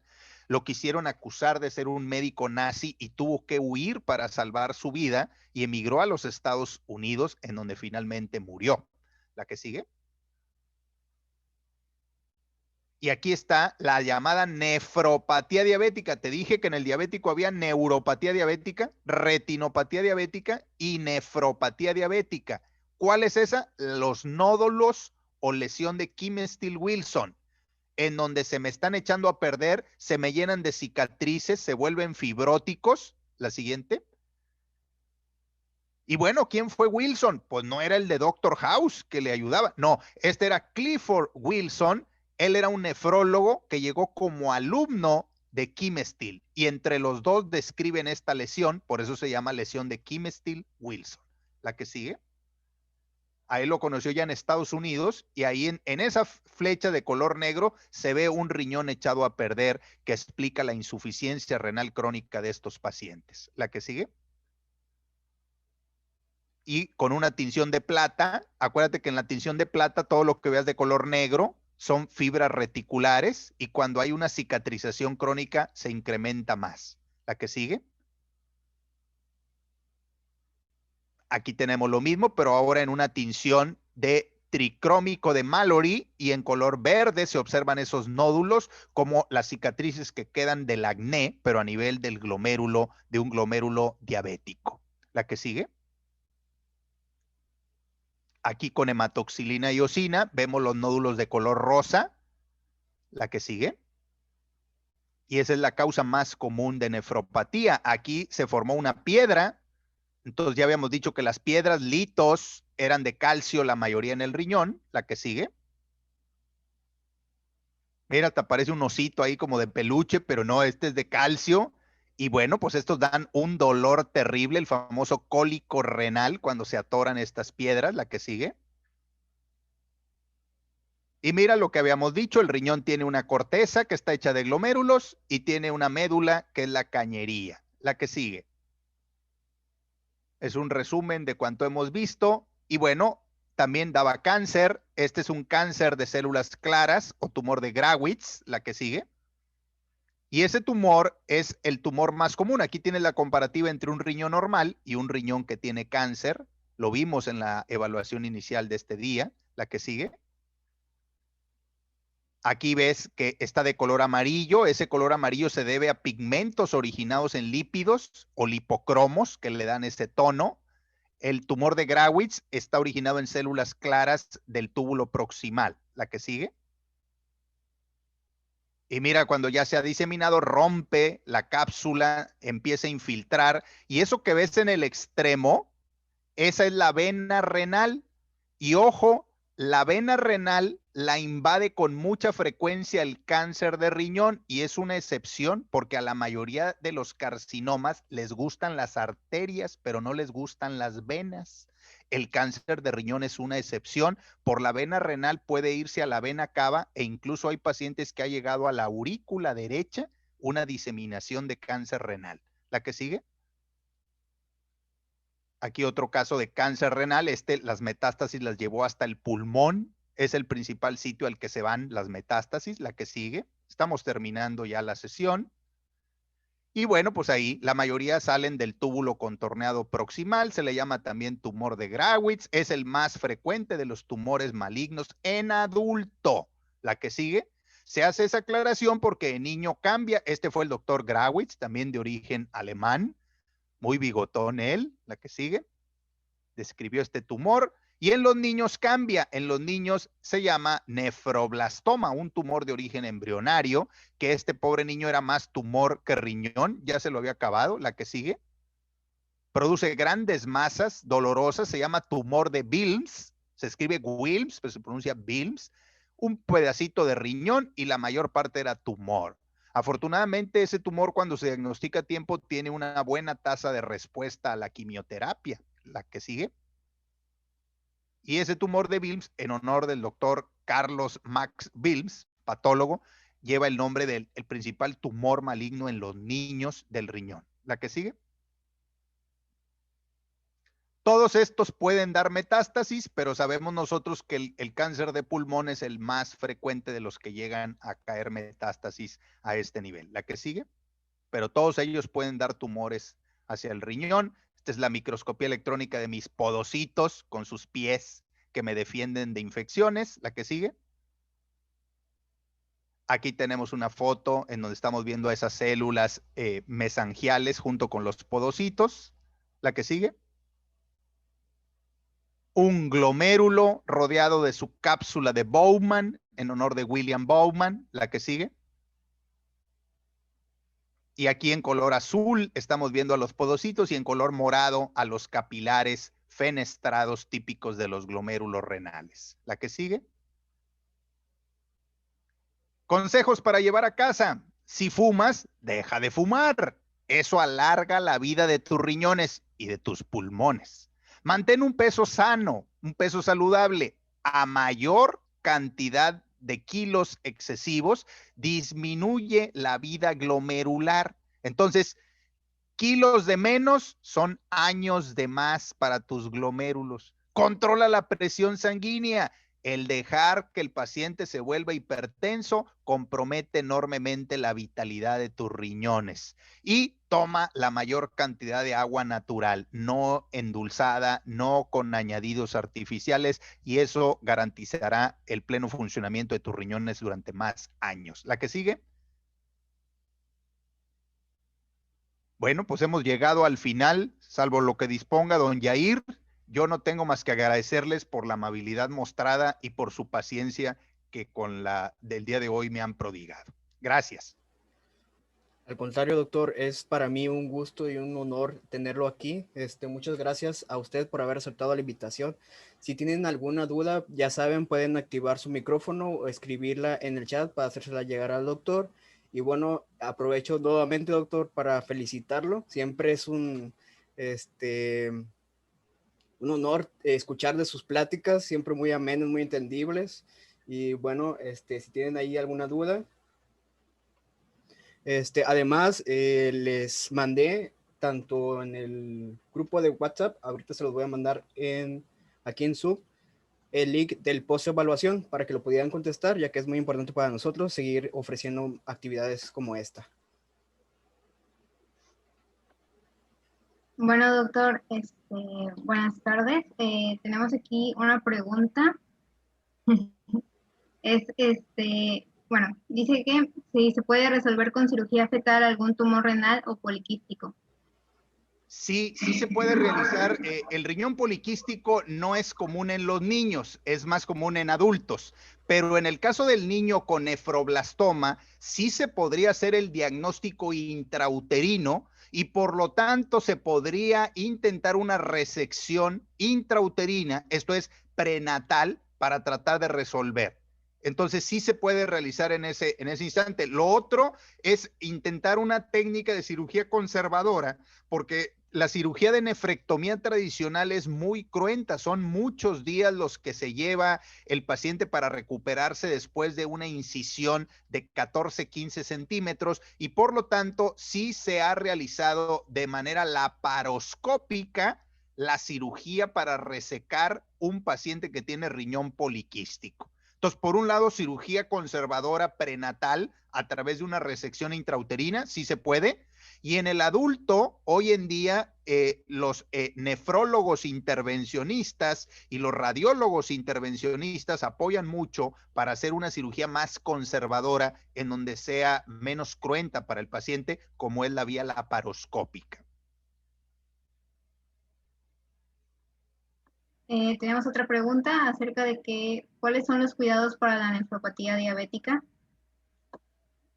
Lo decía yo al final, yo no puedo hacer nada con mi genética. Si mi mamá fue diabética, mi papá fue diabético, no puedo modificar yo mis genes, pero los genes no son una condena. Yo puedo modificar mi estilo de vida y entonces hago ejercicio, no fumo, tomo mucha agua, selecciono mis alimentos y entonces aunque toda mi familia sea diabética y terminaron en una máquina de hemodiálisis, si mi decisión de vida influye positivamente, yo no tengo por qué acabar igual que mi abuelito en una silla de ruedas amputado y como Stevie Wonder de la retinopatía diabética. No, pues ni modo, es mi abuelito y lo quiero mucho, pero no ve. Entonces, nosotros a través de esta decisión de cambiar el estilo de vida, los factores que sí son modificables, lo podemos resolver. Okay, gracias. Otra pregunta es, ¿por qué se produce el tumor en el riñón? Lo decía, la célula más trabajadora es la célula del túbulo contorneado proximal.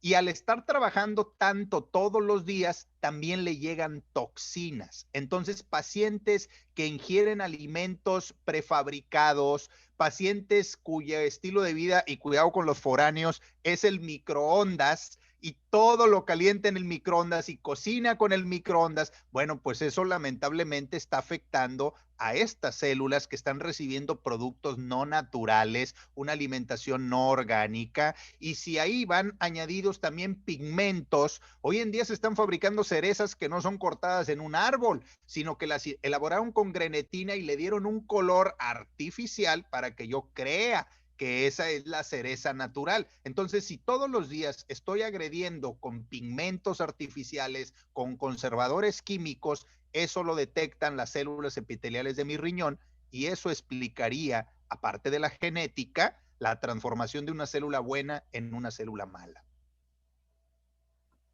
Ok, aquí tenemos un comentario de Aaron Rico en el que le da las gracias, doctor, y nos dice que para que existan problemas renales como la manifestación de un cáncer, hay una manera de diagnosticarlo de manera temprana antes de que exista una lesión crónica irreversible.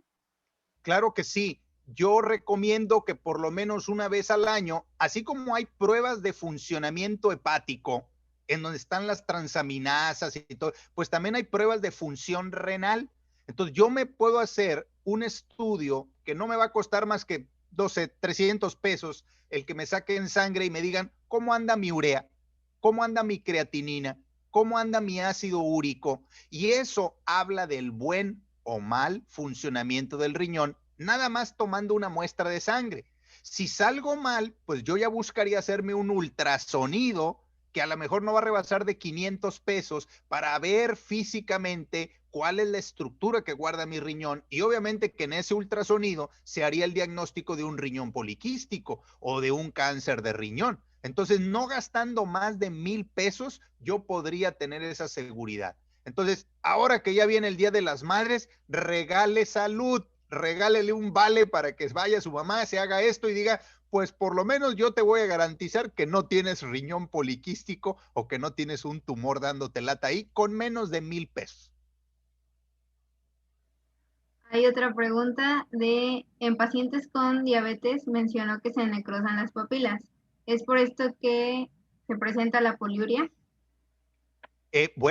La poliuria y la glucosuria son por el daño en la membrana basal glomerular, que presenté en una microscopía electrónica y les dije, esta es la parte más fina, es el motor del Ferrari, se llama membrana basal glomerular. ¿De qué está hecha? De proteínas. Una era la colágena tipo 4, fibronectina, laminina, podolocaxina, todas esas proteínas me mantienen de un lado las proteínas para que no se me escapen, pero al diabético le fallan porque está echando a perder sus membranas basales y por eso tienen glucosuria y por eso también tienen poliuria.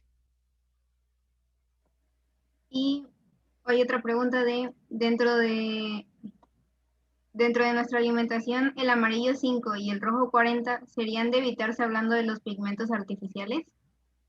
Sí, yo digo, no estoy yo atacando al comercio que de por sí está bastante afectado por la pandemia, pero sí tratar de que nuestra alimentación sea lo más natural. Si recurro a estos que lo voy a decir con mucha pena otra vez, refiriéndome a mis amigos los foráneos, en donde creen que una comida sustitutiva es una sopita donde aparecen unos camarones que la última vez que nadaron andaban en el Cretácico. Bueno, pues para que esa sopita la reconstituya yo en un horno de microondas, imagínate la cantidad de sustancias tóxicas que están ahí como preservador. Si yo me aviento una de esas cada 6 meses no me va a pasar nada, pero mis amigos foráneos tienen de repente llena la alacena de sopitas, que de pollo, de red, pero desde luego eso no puede ser comparado a si yo preparé la sopita con un pedazo real de pollo o con un pedazo real de pescado y yo elaboré mi propio caldito, mi propia sopita. Entonces, yo acepto que esa alimentación es muy barata, pero no es la de mejor calidad. Si hablamos de grasa, igual, yo no puedo comparar lo que vale una grasa de estas en un puesto de fritangas con lo que vale un litro de aceite de oliva. Pero si me preguntan qué es lo mejor, pues yo les diría que este tipo de cuidado nutricional le va a garantizar muchos años de salud renal. Okay. ¿Cómo se afecta la calidad de vida en un paciente de edad avanzada que solo vive con un riñón? Ojo, depende del paciente. Yo conozco pacientes que han decidido donar un riñón y que por lo tanto se quedaron con un solo riñón, pero hacen ejercicio, seleccionan alimentos, no fuman y tienen una calidad mejor que la de a veces pacientes que tienen 2 riñones, pero que no cuida ni al derecho ni al izquierdo. Entonces, cantidad no es calidad. Este paciente, como sabe que solo le queda un riñón, puta, lo cuida más que si tuviera un centenario guardado en la almohada en donde duerme. Entonces, eso es lo que quisiéramos, que en realidad nosotros cuidáramos a nuestros riñones como si nada más tuviéramos uno.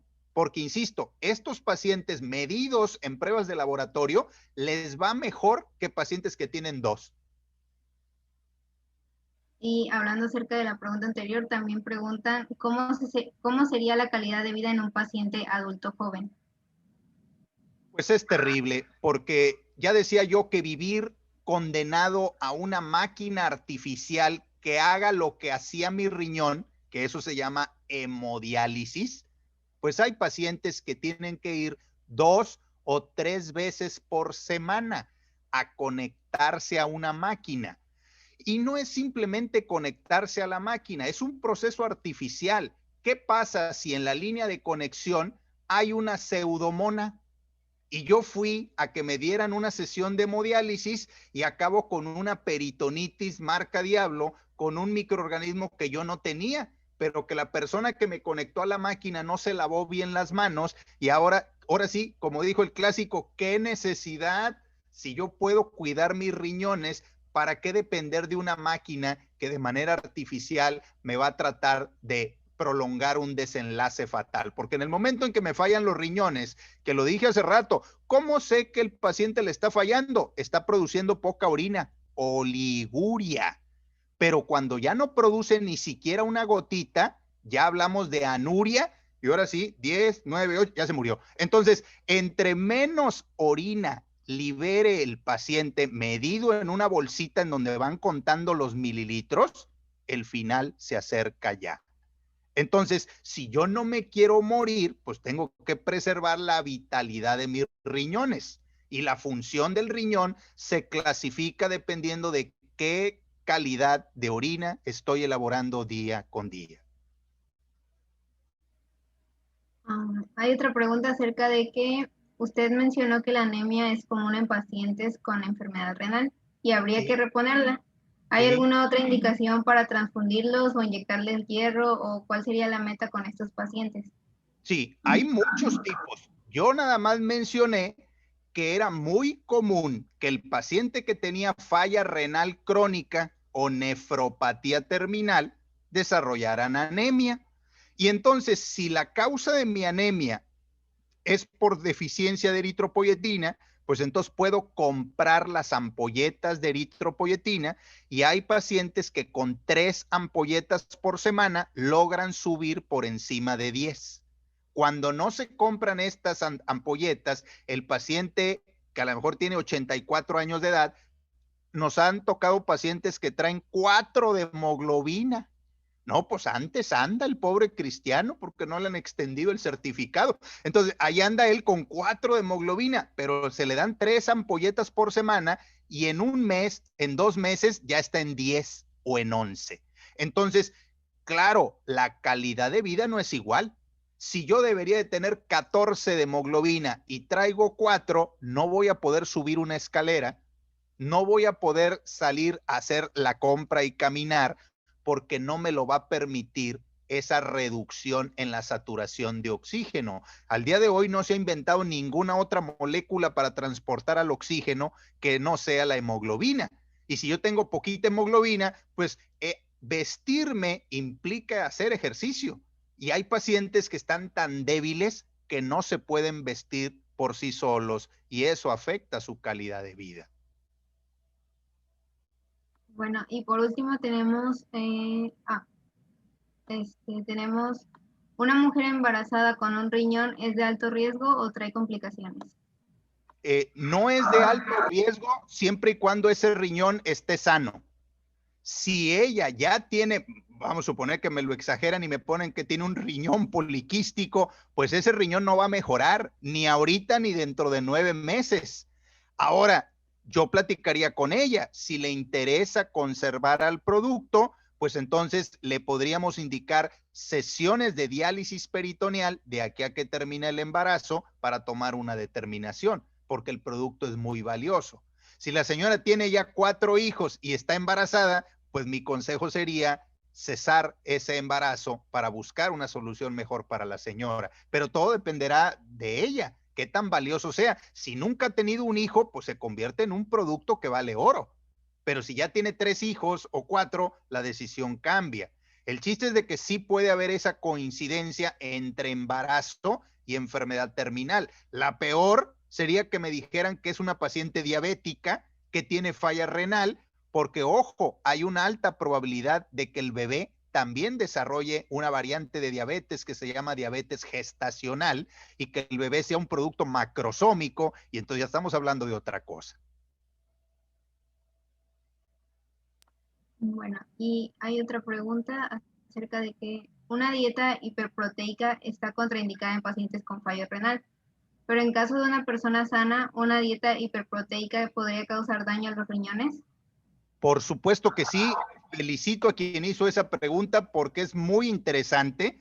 En los gimnasios, de repente sujetos que no fueron ni al kinder andan recetando y andan recetando ampolletas, andan recetando suplementos, pastillas, jaleas y un montón de cosas que no tienen ni idea para qué funcionan. Y yo, queriéndome convertir en un Brad Pitt, caigo fácilmente en el consejo de alguien que yo asumo que sabe mucho porque está en un gimnasio. No necesariamente. Primero habría que hacer una evaluación del funcionamiento renal y del funcionamiento hepático antes de recibir este tipo de productos milagro, que porque es proteína. Oye, pero pues si yo tengo mi proteína normal, ¿para qué quiero tener el doble? Voy a meter en broncas a mi riñón y a mi hígado. No venía así la pregunta, pero de una vez la lanzo. Yo tengo casos documentados de falla renal por productos que se venden por catálogo y que también nos dicen que son una maravilla. Y ya no digo las marcas porque Yair me va a correr, pero todo el mundo sabe esas marcas que son dueñas hasta de estadios de fútbol en Guadalajara, pero no digo la marca. Y entonces, este tipo de sustancias no son inocuas. Debe de recibirla, voy a exagerar la pregunta. Oiga, ¿y por qué no me aviento yo 2 litros de Pediasure o de Lenchur? Esos productos son maravillosos para un paciente que requiere de una alimentación de este nivel, rica en proteínas, rica en vitaminas, porque tiene un cáncer terminal, no come nada, se le va el hambre, y entonces le doy ese alimento hiperproteico. Pero si yo no lo necesito y lo agarro así como tomarme un squeeze de hierro, y ahora me lo voy a echar de esa marca del Pediasure o del otro, pues voy a tener un problema al estar aumentando artificialmente los macroelementos de mi alimentación. Doctor, tenemos una pregunta en Facebook. Nos dice Alex García. ¿Cuáles valores de azoados son las metas en insuficiencia renal crónica? Bueno, esa también es muy buena pregunta porque sería injusto pedirle a un paciente que tiene nefropatía crónica que me saque 10 en el examen renal y que entonces de repente este paciente que tiene 10 años, 20 años siendo nefrópata, a lo mejor su creatinina está tan elevada que va a ser muy cruel pedirle que me saque menos de 2. No, espérame, a lo mejor él trae 3.8 y si hace un esfuerzo, se apega al tratamiento y saca 2.7, sigue estando elevado, pero le vamos a celebrar porque él bajó en relación a su propio nivel. Entonces, yo le diría, Alex, no hay que exigirle el parámetro que trae el laboratorio, que aquí dice que hasta 1.7 y ahora le voy a hacer la judicial allá al paciente hasta que saque el 1.7. No, no, no. Lo ideal sería decir, vamos poco a poco a acercarnos a la normalidad. Si trae muy elevada la urea y la creatinina y ya llevó la dieta y se está tomando el alimento, el medicamento a su horario y está haciendo un poquito de caminata, bueno, pues eso vamos a verlo dentro de 3 meses cómo va a ir bajando, aunque le podría anticipar que prácticamente nunca va a llegar a los niveles de normalidad. Ese nivel de normalidad que me refiere el laboratorio está determinado por un 100% de glomérulos trabajando. Pero si yo ya dije que se me habían fundido el 40% de mis glomérulos, pues con qué ojos voy a llegar al nivel perfecto al nivel de normalidad que me da el parámetro de laboratorio, si ya se me murió el 40% de los glomérulos. Pero ese paciente, aún estando un 20 o un 30% por arriba del valor normal, pudiera tener una calidad de vida óptima. Entonces yo le daría como consejo, no hay que desanimar al paciente, hay que aplaudirle cada esfuerzo que haga, así sea en pequeña proporción, que se acerque al valor de normalidad.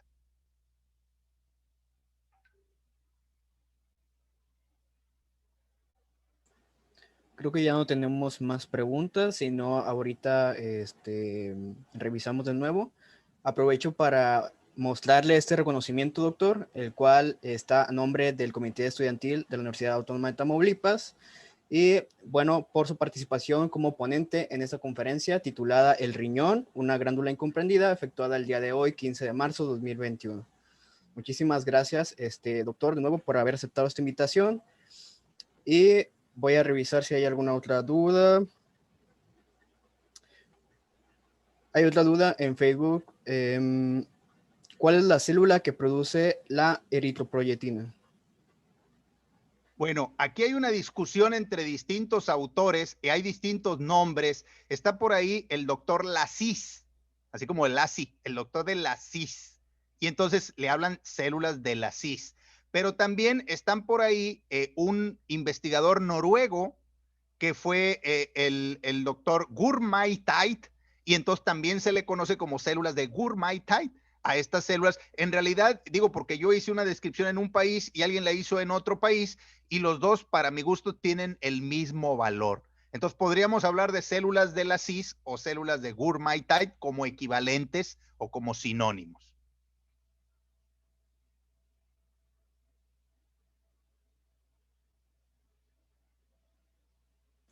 Muy bien, muchas gracias, doctor, por haber contestado todas esas preguntas. Creo que ya no hay ninguna más.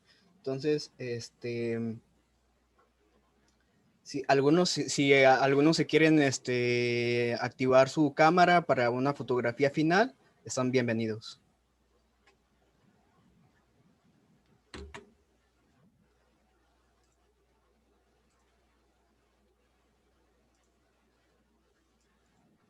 Ok.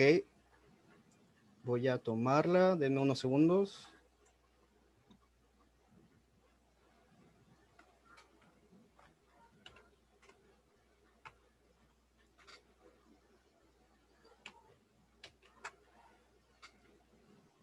La siguiente página.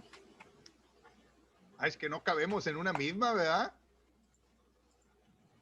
Sí, son varios.